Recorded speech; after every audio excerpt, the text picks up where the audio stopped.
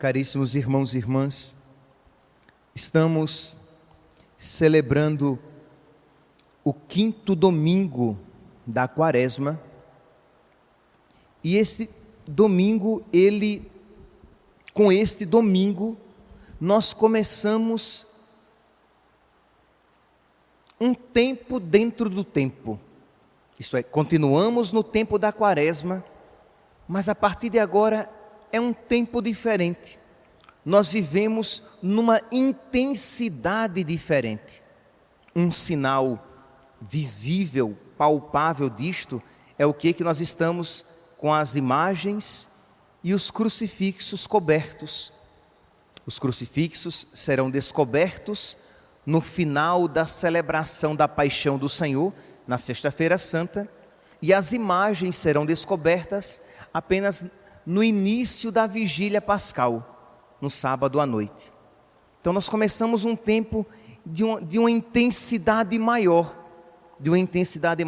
na oração, de uma intensidade maior também na penitência. E a igreja então, neste período de uma maior intensidade, a igreja nos apresenta neste ano A, o Evangelho do capítulo 11 de São João, o Evangelho da ressurreição de Lázaro. Se nós observarmos, nós veremos que no 3º domingo da Quaresma, Jesus se apresentou como água viva da samaritana. Eu sou a água viva.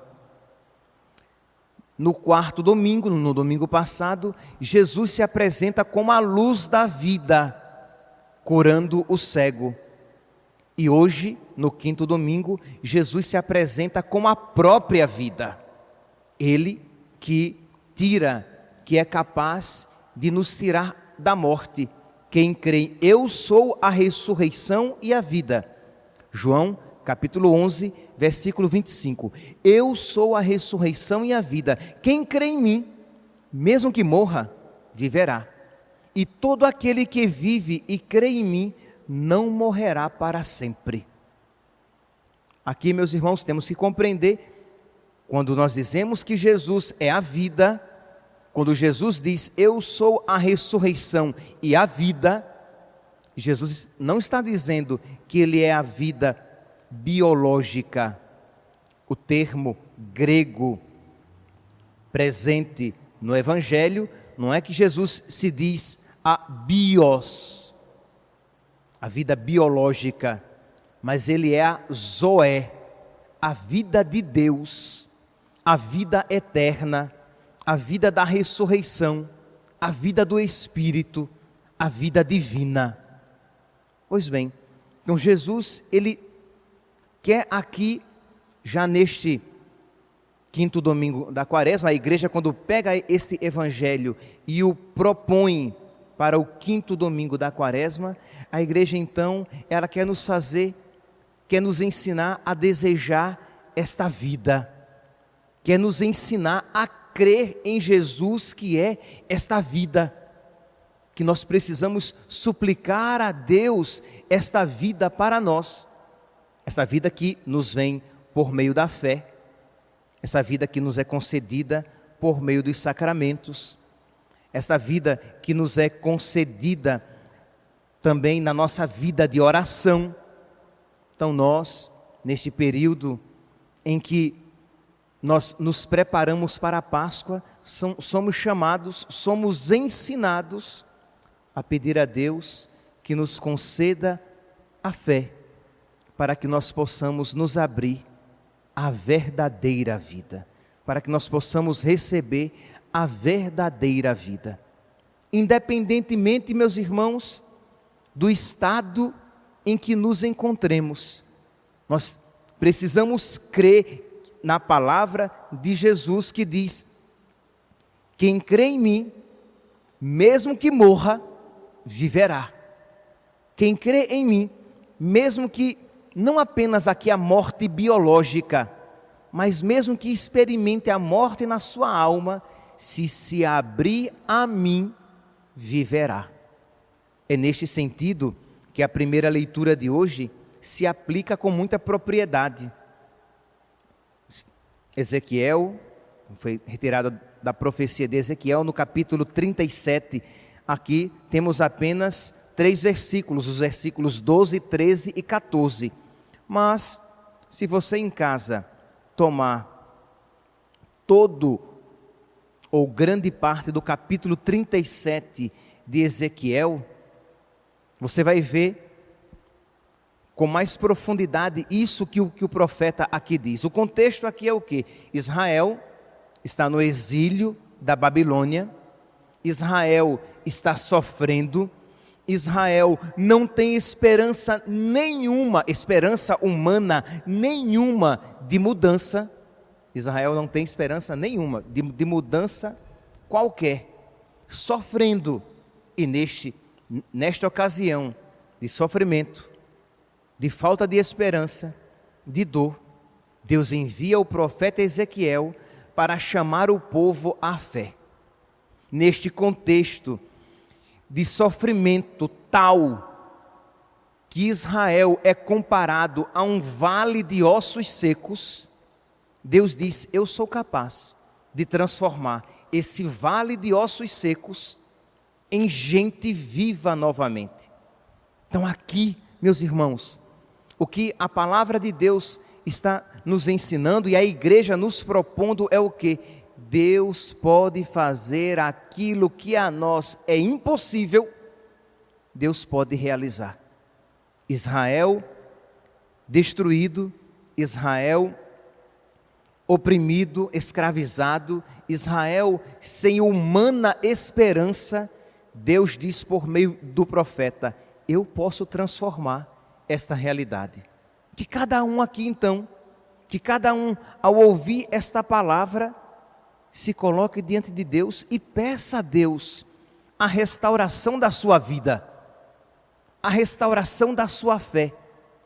Que cada um peça. E aqui, meus santos, cuidado, cuidado pelo amor de Deus, porque você pode ouvir esta palavra e dizer: ah, então tá bom, o padre está falando isso, sei lá, é para um pecador empedernido, é para um pecador que está engastado no seu pecado, que está ali enraizado no pecado. Então tá bom, essa palavra é para ele. Sim, é para ele, mas é também para você que se pensa religioso, que se pensa religiosa, mas que não tenha ainda amado o suficiente, que não tem ainda a fé que Deus deseja que se manifeste na sua vida, que não tem ainda aquela profundidade de amor a Deus e aos irmãos que Jesus espera de você. Então essa palavra é para todos nós. Então todos nós aqui somos este vale de ossos secos, que você pode dizer, compreender aqui, fé como aquela pessoa que não comete grandes pecados. Mas meu santo, minha santa, santidade não é não cometer grandes pecados. Santidade não é não cometer pecados mortais. Santidade é crescer no amor, na virtude, na fé. Santidade é ter aquela fé profunda, capaz de dizer a este monte: sai daqui e vai para ali. Isto é, aquela fé que realiza aquilo que para nós é impossível. Aquele amor generoso, profundo e heróico. Aquele amor e aquela fé que só Deus pode nos conceder. Aquele amor com o qual nós somos incapazes de amar, mas que Deus pode realizar em nós. Então Deus quer que nós sejamos santos. Deus quer que nós tenhamos uma fé viva, firme, verdadeira, um amor radical, uma vida de rompimento com as obras da carne e uma vida verdadeiramente aberta e dócil à vontade de Deus. Então isto se aplica a todos nós. Pois bem, que a nossa tendência é ficar sempre pensando no outro e não em si. Que cada um pense em si. Pois bem, então o profeta Ezequiel Deus o leva numa visão e ele contempla um vale de ossos secos. E Deus diz, e o Senhor, diz aqui o profeta Ezequiel, capítulo 37, versículo 1, o Senhor me levou em espírito a um vale totalmente cheio de ossos. E ele perguntou, filho de Adão, poderão esses ossos reviver? Isto é, filho do homem, esses ossos podem retornar à vida? E Ezequiel responde, tu sabes, Senhor. E Deus diz, profetiza aos ossos, dizei, ossos ressequidos, escutai a palavra do Senhor.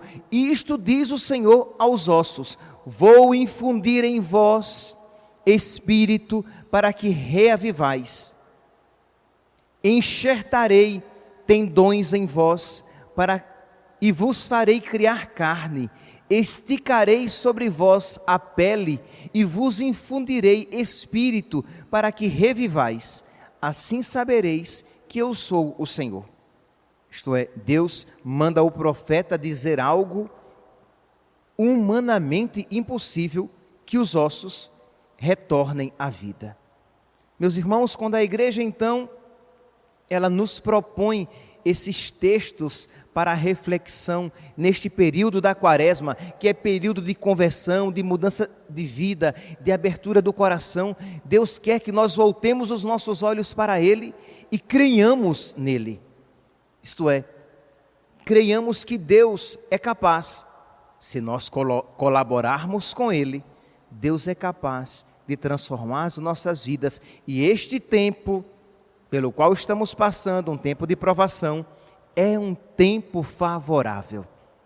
É um tempo favorável para nós darmos um passo além na nossa fé, um passo além na nossa docilidade, no nosso caminho com Deus. Então que cada um aqui pare e se pergunte, que vida eu quero ter? Que caminho, em que caminho eu quero trilhar? Se vocês pegarem lá o profeta Jeremias, no capítulo 6, no versículo 16, diz assim, assim diz o Senhor, parai nos caminhos para olhar e perguntai pelo velho caminho, pelo caminho de antigamente, qual é o melhor caminho? Isto é, que cada um aqui pare e se pergunte, quando tudo isso passar, quando a minha vida voltar à normalidade, que caminho eu vou trilhar? Eu vou trilhar o caminho da fé? Aí você diz, mas eu sou muito pecador, eu sou muito pecadora, eu com facilidade desanimo. Pois bem, mas Deus pode transformar o vale de ossos em vale de vida. Deus pode dar vida àquilo que é morte. Peça a Deus, suplique a Deus, volte a ter oração, tenha tempo para Deus na sua vida e Deus vivificará a sua alma morta, o seu coração seco, a sua espiritualidade fria. Deus vivificará, Deus dará vida, mas você precisa colaborar. Então, que caminho? Você quer voltar a ter a vida de antigamente? Ou você quer ter uma vida pautada pela fé? Isto é, vou agora caminhar com o meu Senhor. Vou agora procurar ser dócil à sua palavra. Vou agora, de verdade, levar a sério os seus mandamentos. Meus irmãos, eu falei isso muito durante a semana, mas na missa dominical é sempre uma ocasião de retomar as ideias principais, porque há muita gente que não ouve as homilias diárias, então é a ocasião de retomar essas ideias-chave, essas ideias principais e apresentá-las. E você? Como é que você então vai começar a trilhar, a viver a sua vida depois que esta pandemia passar e a sua vida voltar ao normal, que postura de vida você terá? Porque, meus irmãos, Deus quer que nós tenhamos vida e vida em abundância, e aqui não é meramente vida biológica. É claro, meus santos, que Deus que nos deu a vida biológica, lhe é agradável a vida biológica. Mas Deus que nos chama à vida sobrenatural, esta é a infinitamente mais importante. Então precisamos pedir a Deus que, por graça, eu estou falando aqui de uma realidade espiritual, é você por você mesmo, por você mesma, você é incapaz disso, mas você precisa pedir a Deus que coloque no seu coração o desejo, uma fé tão profunda, que você creia de verdade que a vida do céu é mais importante, de modo que você se empenhe a buscá-la e a não perdê-la, muito mais do que você tem se empenhado a buscar e não perder a vida biológica. Nós estamos vendo as pessoas que se preocupam com álcool gel, com máscara para não contaminar as pessoas, em lavar as mãos, tudo isso muito lícito e que deve ser feito. Mas o problema é que as pessoas se trancam. Imagine, pessoas que mudaram os seus hábitos, que fizeram uma mudança radical para salvaguardar a sua vida do corpo. Elas não fazem mais caminhada, elas estão até muitas sendo comprometidas na sua vida financeira. Quando nós veríamos alguém comprometer a sua vida financeira por causa de Deus?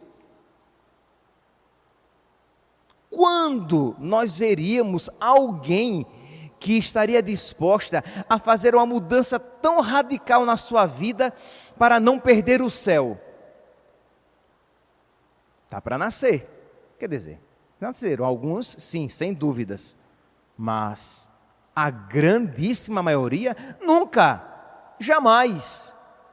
Não obstante, estamos vendo o mundo inteiro mudando os seus hábitos, o mundo inteiro sofrendo, o mundo inteiro passando pela porta estreita para alcançar a vida neste mundo, enquanto não estava disposto a passar pela porta estreita para alcançar aquela vida que não passa.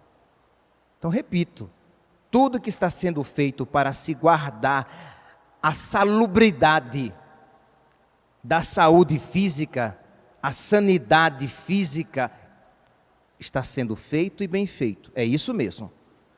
A pena, a tristeza, é que este mesmo empenho nem de longe era aplicado para as coisas do céu. As pessoas hoje em dia vêm com seus sapatos da rua, chegam a porta, tira o sapato, não vai entrar em casa com o sapato da rua, e aí é capaz até de limpar a sola do sapato, tira o sapato. E quem tinha esse mesmo zelo com as podridões que entravam na sua alma? Quem tinha esse mesmo zelo de ter cuidado, de ter uma máscara espiritual para não se contaminar com o mundo? Quem? Então assim, você para e diz, meu Deus, o mundo cristão carece de fé. Fé. Nós precisamos pedir, hoje mais do que nunca, neste evangelho que nos fala da fé, da promessa de Deus, da vida, da graça, da vida divina, da vida eterna, nós precisamos dizer, Senhor, eu creio, mas não suficientemente. Ajuda-me, Senhor, ajuda-me a crer mais, ajuda-me a crer com mais profundidade. A quem já crê, que creia mais, a quem não crê, que comece a crer. E vamos lá, que tudo isso não estava programado, a homilia ainda é outra. Sigamos em frente. sigamos em frente, pelo amor de Deus, porque este padre fala demais. Pois bem, então, o evangelho de hoje, retomemos o evangelho, diz então que João, capítulo 11, versículo 3º, versículo 1º, diz que Lázaro estava doente, avisaram ao Senhor que Lázaro estava doente, chegaram a Jesus e disseram: Senhor, aquele que amas está doente. Ouvindo isso, Jesus disse: esta doença não leva à morte, ela serve para a glória de Deus, para que o Filho de Deus seja glorificado por ela. Aqui, meus irmãos, nós vemos, Jesus nos diz, existem coisas neste mundo que nos ultrapassam a capacidade da nossa inteligência. Existem acontecimentos que têm um significado maior, que têm um significado sobrenatural, que têm um significado que nos ultrapassa e que nós de imediato não compreendemos. Então veja aqui, Lázaro, amigo do Senhor, Senhor, aquele que amas está doente, está sofrendo. No versículo 3º, no versículo 5º, repete, Jesus era muito amigo de Marta, Maria e Lázaro. E mesmo assim, Jesus permitiu o sofrimento na vida dos seus amigos. Percebe, meus santos, essa lógica tão distante da fé cristã, essa lógica que diz que se eu sou de Deus, Deus me coloca numa redoma de vidro e nada de mal me acontece. Ora, se por mal você compreende o mal eterno, sim. Se você for de Deus, o mal eterno não terá poder sobre você. Agora, se você entende mal por dificuldades e problemas neste mundo, esta não é a fé cristã. Quem foi que disse que se você for de Deus, nenhum mal neste mundo acontecerá? Pelo amor de Deus, olha os mártires. Quantos males eles padeceram? Pelo amor de Deus, olhemos os santos. Por quantas dificuldades eles passaram? Mas todas aquelas dificuldades tinham um significado. Aí sim, meu santo, isso Deus promete, isso Deus se empenha. Deus diz: eu não permitirei que nada te aconteça a ti que não tenha um significado salvífico. Aqueles que amam a Deus, para aqueles que amam a Deus, tudo terá um significado e tudo concorrerá para um bem maior. São Paulo, falando das suas agruras, das suas lutas, São Paulo diz, é um dos textos, assim, eu acho bonito, muito, pela poesia, né? E ele é gostoso de se ouvir. 2 Coríntios, capítulo 4, versículo 8, né? Aquela passagem que diz: nós somos atribulados, mas não desamparados. Nós somos afligidos, mas não abatidos, mas não destruídos. Vamos ler aqui o texto, que é melhor do que eu falando, né? 2 Coríntios, capítulo 4, versículo 8. De todos os lados nos apertam, mas não nos afogam. Isto é, eu estou apertado, mas afogado não. Quer dizer, o afogado está morto. Morto não. De todos os lados me apertam, mas não me afogam. Estamos em apuros, mas não desesperados. Dificuldade, nós estamos apanhando, sofrendo, mas não desesperado, porque desesperado está aquele que não tem esperança. Etimologicamente o termo desesperado é isso, desespero, não ter esperança. Não, que é isso, pelo amor de Deus? Nós temos esperança. Deus é o Senhor do mundo, Ele tem o mundo em suas mãos, Ele está cuidando de nós. Então a gente chora, a gente sofre, a gente até desanima um pouquinho, mas perder a esperança de maneira nenhuma. Ele tem o mundo em suas mãos, eu tenho fé. E se você não tem, peça, que Deus a concede largamente. Eu quero crer, Senhor. Eu quero crer de verdade no Teu amor, na Tua divina providência, nos Teus desígnios que são retos, que são justos, que são bons. Continua. Somos perseguidos, mas não desamparados. Meus santos, esse texto, quando foi escrito numa perseguição em que muitos cristãos estavam morrendo. São Paulo mesmo depois será decapitado. E ele está dizendo, nós somos perseguidos, sim, mas desamparados não. Por quê? Porque mesmo na perseguição, Deus nos sustenta e nos apoia. Somos perseguidos, mas não desamparados, derrubados, mas não aniquilados. Aniquilados é feitos nada, não. Nós somos derrubados, mas a guerra não foi terminada. Posso perder algumas batalhas, mas no final eu serei vencedor, juntamente com aquele que diz, coragem, eu venci o mundo. Então, meus irmãos, nós precisamos pedir a Deus que venha, que coloque de tal maneira esta fé no nosso coração, que nós nos levantemos novamente. Isto é, os cristãos estarão com lágrimas nos olhos, mas de pé, como a nossa Santíssima Mãe. Estaremos com lágrimas nos olhos, porque em meio às dificuldades, mas não desesperados, não, nunca, jamais. Nós temos fé em Deus. Deus está comigo. Deus não me desampara, e além de tudo, além de Deus estar comigo e não me desamparar neste mundo, Deus tem uma vida maravilhosa para mim, depois desta vida aqui na terra.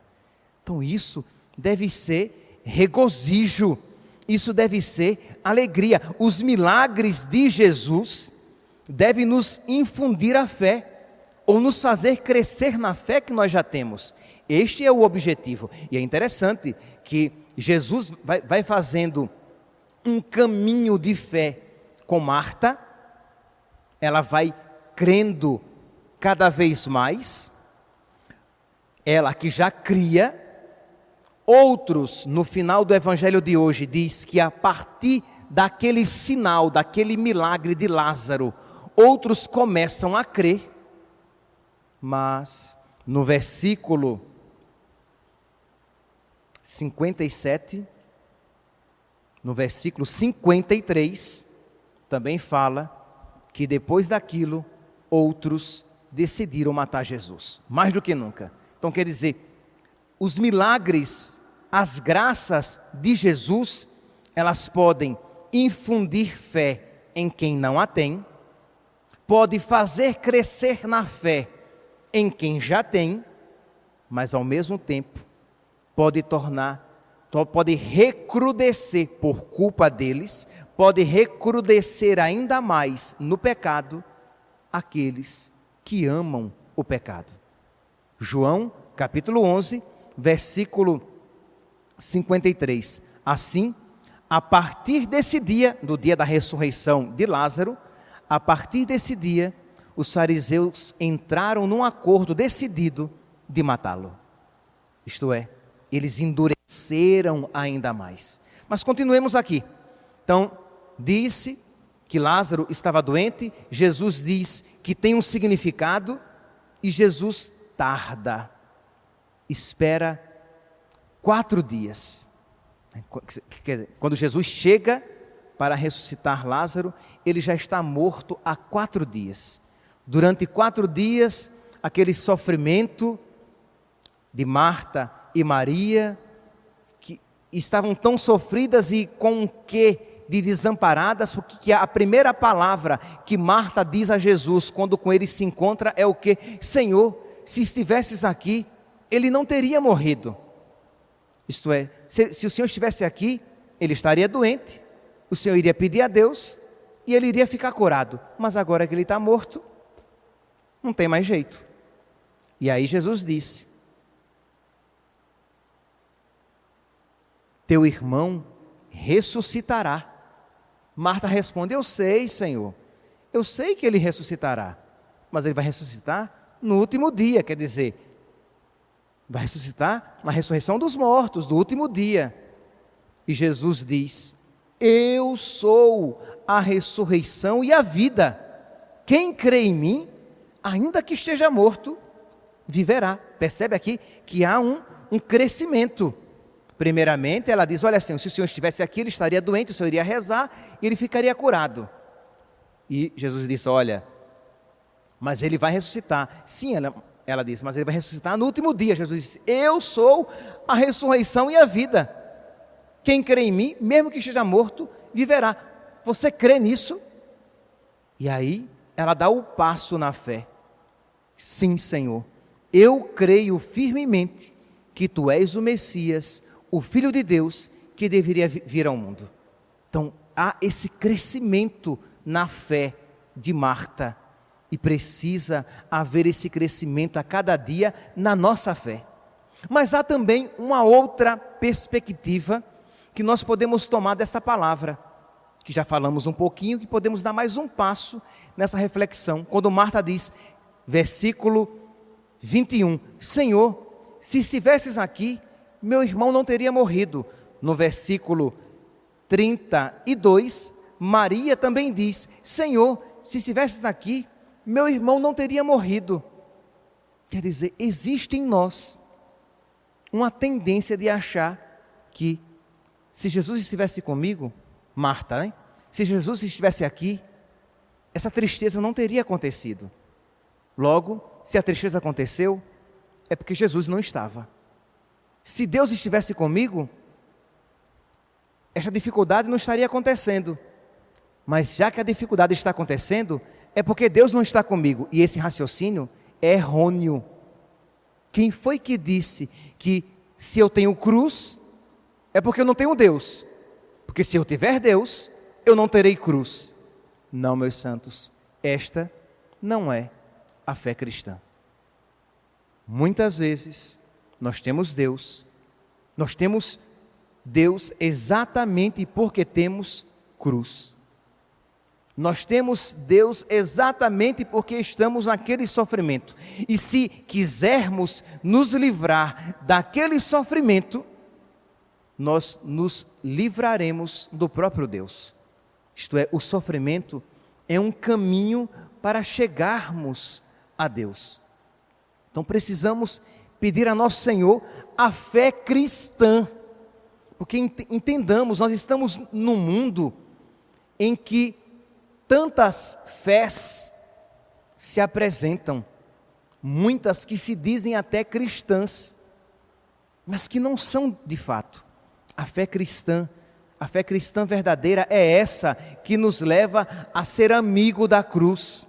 A fé cristã, a fé católica, a fé verdadeira é essa que nos ensina que nem sempre compreenderemos Deus. A fé católica nos ensina, nem sempre compreenderemos Deus, mas sempre nele poderemos crer, sempre nele poderemos confiar. Mesmo quando aparentemente as circunstâncias pareçam me levar a pensar que eu sou abandonado por Deus, de que eu não sou amado por Deus, mas somos em tudo atribulados, mas não desamparados, de todos os lados me apertam, mas Deus está comigo, por isso eu não me afogo. Estamos em apuros, mas Deus está comigo, por isso eu não me desespero. Somos perseguidos, mas Deus está comigo, por isso eu não estou desamparado. Eu sou derrubado, mas Deus está comigo, por isso eu não serei aniquilado. É essa a nossa fé. E isso, meus santos, se crermos nisto de fato, nosso coração vai estar em paz. Nós iremos passar pela dificuldade, por quaisquer dificuldades. Eu me refiro a essa dificuldade em particular, porque é a dificuldade do momento. Mas toda dificuldade pela qual viermos a passar.